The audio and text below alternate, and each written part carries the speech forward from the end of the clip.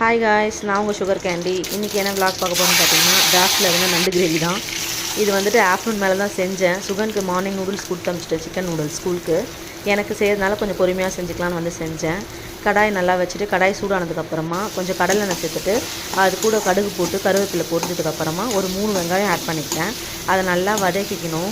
நான் வந்துட்டு கொஞ்சம் கிரேவியாக பண்ண போகிறேன் இன்றைக்கி, எனக்கு சாப்பாட்டுக்கு தேவைப்படுது. ஸோ அதனால் கொஞ்சம் வெங்காயம் தக்காளி கொஞ்சம் எக்ஸ்ட்ராவாக ஆட் பண்ணிக்கிறேன். வெங்காயம் போட்டதுக்கப்புறமா நல்லா வதங்கினதுக்கப்புறமா தக்காளி 3 பழுத்து தக்காளியை ஆட் பண்ணால் நல்லாயிருக்கும்.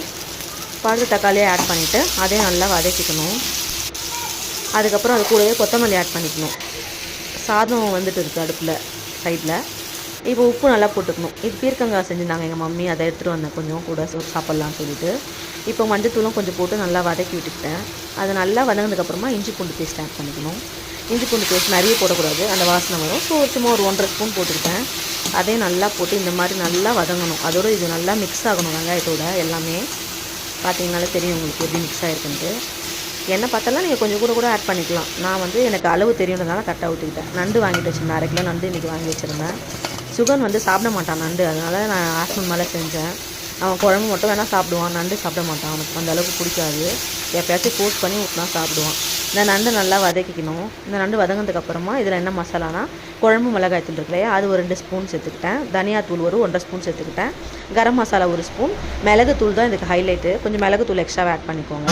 ஆட் பண்ணதுக்கப்புறமா நண்டு உடையாமல் கலரி விடணும். அது கூட வந்து ஒரு குட்டி கிளாஸ் நீங்கள் வீட்டில் இருக்கும் இல்லையா, அந்த அளவு வச்சுக்கலாம் உங்களுக்கு தேவைன்னா.